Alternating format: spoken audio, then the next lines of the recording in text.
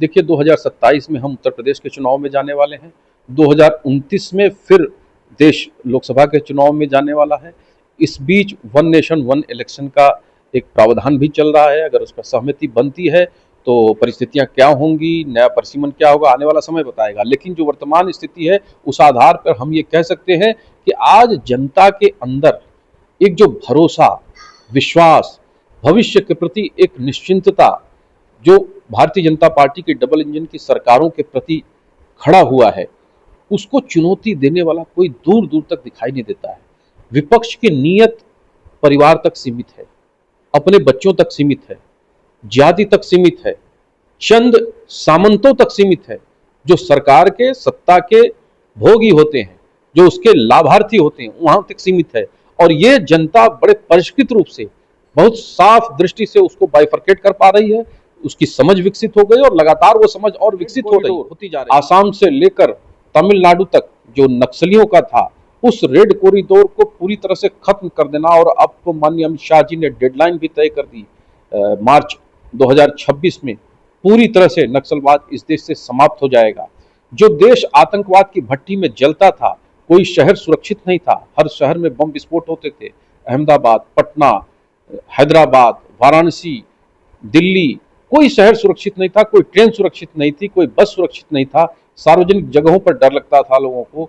आज स्थिति ये है कि वो स्लीपर सेल, वो आतंकवादी सब बिल में घुस गए, सब चले गए अंदर। परमाणु की धमकी बार बार देता था, आतंकवादी घटनाएं करके जाता था। 26/11 जैसी घटना बंबई में करके जाने के बाद भी जो भारत से ही उल्टा अनुदान ले रहा है, हमारे ही पैसे से हमारे ही देश के लोगों को मारने का काम कर रहा है, आज वो एक गलती करता है तो उसकी बहुत बड़ी कीमत उसको चुकानी पड़ती है।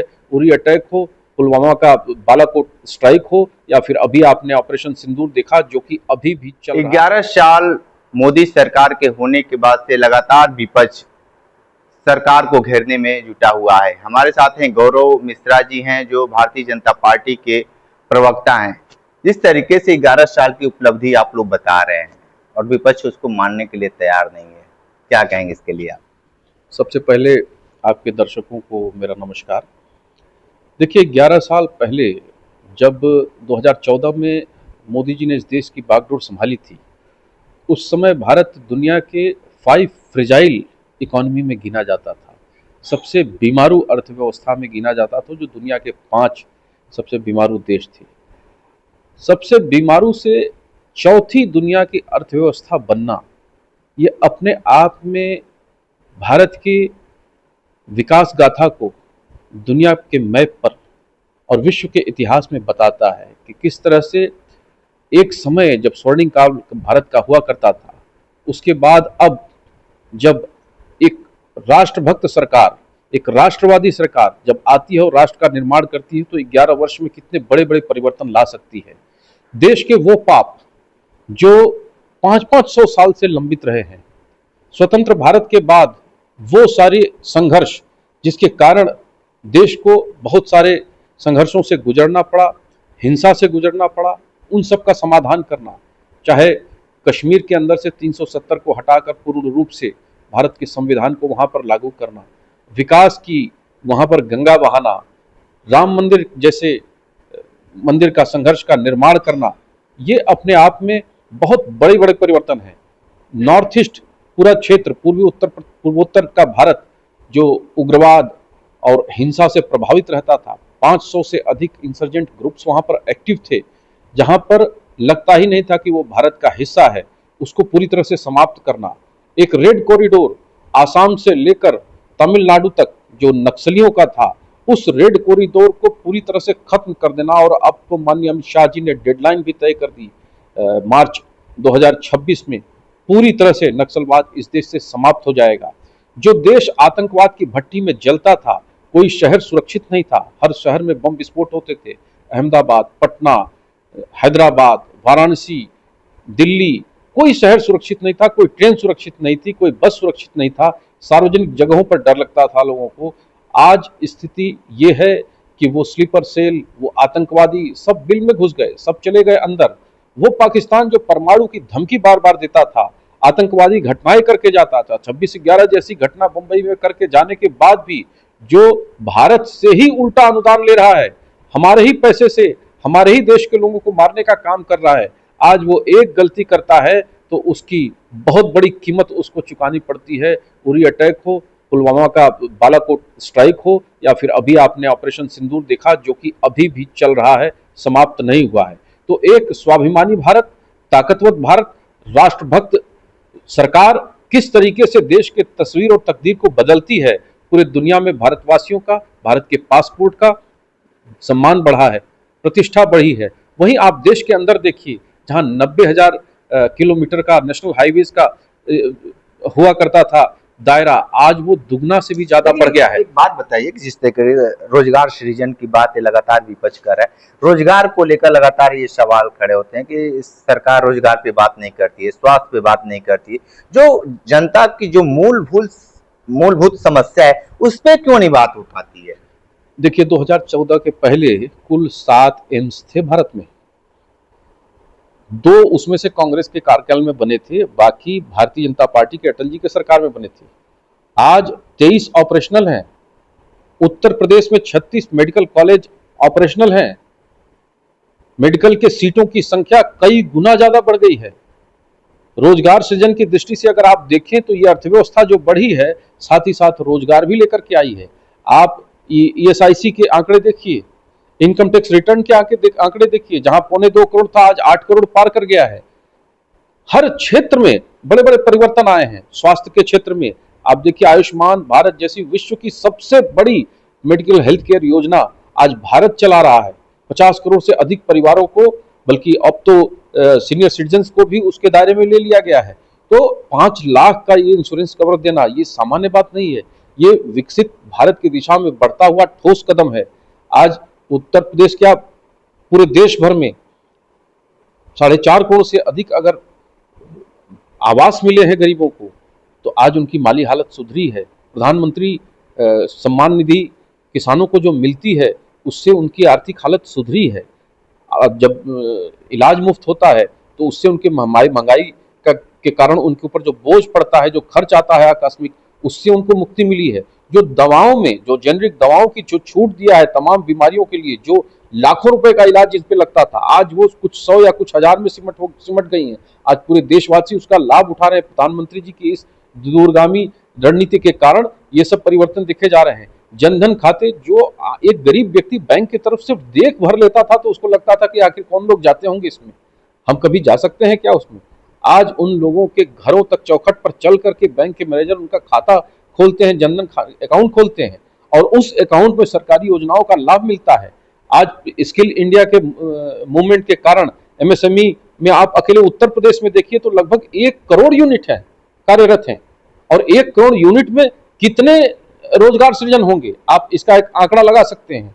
ग्राउंड ब्रेकिंग सेरेमनी में उत्तर प्रदेश में 15 लाख करोड़ के प्रोजेक्ट ऑपरेशनल हो गए हैं, उससे लगभग 2.25 करोड़ रोजगार सृजन हुआ है। सीधे तौर पर 8.5 लाख लोगों को सरकारी नौकरियां मिली है उत्तर प्रदेश में।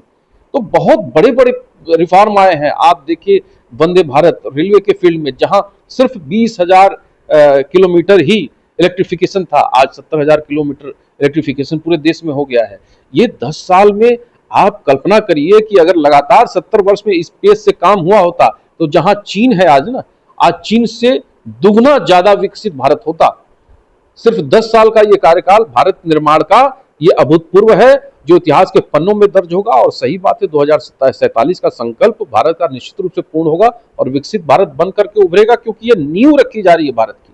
एक बात बताइए कि चुनाव की भी सरगर्मी अभी से बढ़ना शुरू हो गया है 27 को लेकर। जब चुनाव होंगे 2027 को लेकर, तो क्या जो 11 साल की उपलब्धि है, उस समय जब तक चुनाव आएगा 12-13 साल हो जाएंगे, 13 साल की उपलब्धि दिखाकर या प्रधानमंत्री नरेंद्र मोदी को आगे कर यूपी का चुनाव किस तरीके से लड़ा जाएगा? देखिए, 2027 में हम उत्तर प्रदेश के चुनाव में जाने वाले हैं, 2029 में फिर देश लोकसभा के चुनाव में जाने वाला है। इस बीच 1 नेशन 1 इलेक्शन का एक प्रावधान भी चल रहा है। अगर उस पर सहमति बनती है तो परिस्थितियां क्या होंगी, नया परिसीमन क्या होगा, आने वाला समय बताएगा। लेकिन जो वर्तमान स्थिति है, उस आधार पर हम ये कह सकते हैं कि आज जनता के अंदर एक जो भरोसा, विश्वास, भविष्य के प्रति एक निश्चिंतता, जो भारतीय जनता पार्टी की डबल इंजन की सरकारों के प्रति खड़ा हुआ है, उसको चुनौती देने वाला कोई दूर दूर तक दिखाई नहीं देता है।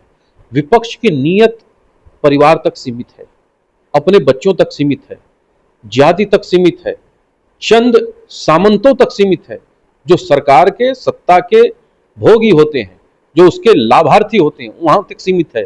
और ये जनता बड़े परिष्कृत रूप से, बहुत साफ दृष्टि से उसको बाइफरकेट कर पा रही है, उसकी समझ विकसित हो गई और लगातार वो समझ और विकसित होती जा रही है। तो आप ये देख सकते हैं कि महाराष्ट्र में हम कितने प्रचंड बहुमत के साथ आते हैं। हरियाणा लगातार राहुल गांधी घेर रहे हैं कि वहां पे धोखाधड़ी हुआ है। देखिए, जहां ये चुनाव हारते हैं वहां धोखाधड़ी हुआ है, तो कर्नाटक की सरकार चला रहे हैं, छोड़ दें। कर्नाटक की जीत को कह दें कि ये गलती से धोखे से मिल गई है, हमको सरेंडर कर दें। तेलंगाना में छोड़ दें समर्थन देना, हिमाचल में छोड़ दें समर्थन देना। जब उनको चुनावी व्यवस्था पर विश्वास नहीं है तो मीठा मीठा पेट के अंदर कड़वा कड़वा थू थू, ऐसा थोड़ी होता है। उनकी अविश्वसनीयता, उनकी भारत द्रोही रणनीति, उनकी हिंदुओं को सर्वनाश करने का अभियान उनको खा रहा है, उनका नाश कर रहा है। और यही नीति उनकी संपूर्ण कांग्रेस पार्टी को रसातल में डाल दी है। आप देखिए, सबसे कदावर कांग्रेस के बड़े बड़े नेता, तमाम नेताओं ने पार्टी छोड़ दी और अब तो मुखर रूप से उनके पुराने वो नेता जो उनके पिताजी के साथ काम किए हुए हैं, जो उनकी नानी के साथ काम किए हुए हैं, दादी के साथ काम किए हुए हैं, ऐसे लोग खुले रूप में उनको गाली देने का काम कर रहे हैं, उनको नसीहत देने का काम कर रहे हैं। तो अपने चेहरे को आईने में स्वयं जा करके देखें। जिसका शीशे का घर होता है ना, दूसरों पर पत्थर नहीं मारता। इस तरह से इलेक्शन कमीशन को कटघरे में रखना और चुनाव की प्रक्रिया को कटघरे में रखना, ये उचित नहीं है। वही राहुल गांधी जो अमेरिका में जा करके कहते हैं कि जो डेमोक्रेसी के रखवाले हैं अमेरिका और ब्रिटेन जैसे देश, वो भारत में हस्तक्षेप करें। बाहरी ताकत आकर के भारत में हस्तक्षेप करेगी और भारत के सरकार को अपदस्थ करेगी बांग्लादेश की तरह। ये बांग्लादेश समझ रखे हैं क्या? और उस कुकर्म के, उस साजिश के ये सारे हिस्सेदार हैं। ये वही अमेरिकन डीप स्टेट के ये एजेंट हैं, एक्टर हैं, जो भारत के अंदर उसी तरीके से उन्हीं के आदेशों पर सरकार चलाते थे। और चाहे वो सेना की खरीद हो, चाहे विदेश की किसी भी खरीद, किसी भी प्रकार की खरीद में और योजनाओं में एक मोटा हिस्सा इन परिवारों का और ऐसे दलालों का होता था, जो देश के बाहर वो पैसा जाता था। आज वो सारी चीजें रुक गई हैं, इनकी सप्लाई लाइन कटी है, इसलिए ये बेचैन है, परेशान है, इसलिए आक्षेप लगा रहे हैं, अपशब्द बोलते हैं, गाली देते हैं। लेकिन जनता उनके इस नियत को जान चुकी है, इसीलिए खतरनाक हाथों में, देश को बेचने वाले को हाथों में, देश के गद्दारों के हाथों में जनता ये सत्ता जाने नहीं दी। ठीक है, तो आप सुन रहे थे गौरव मिश्रा जी को, बहुत सारी बातें बताए हैं, विशेष इंटरव्यू करे थे। तो हमारे साथ बने रहिए कांडी बनारसी के साथ। हमें दीजिए इजाजत, नमस्कार।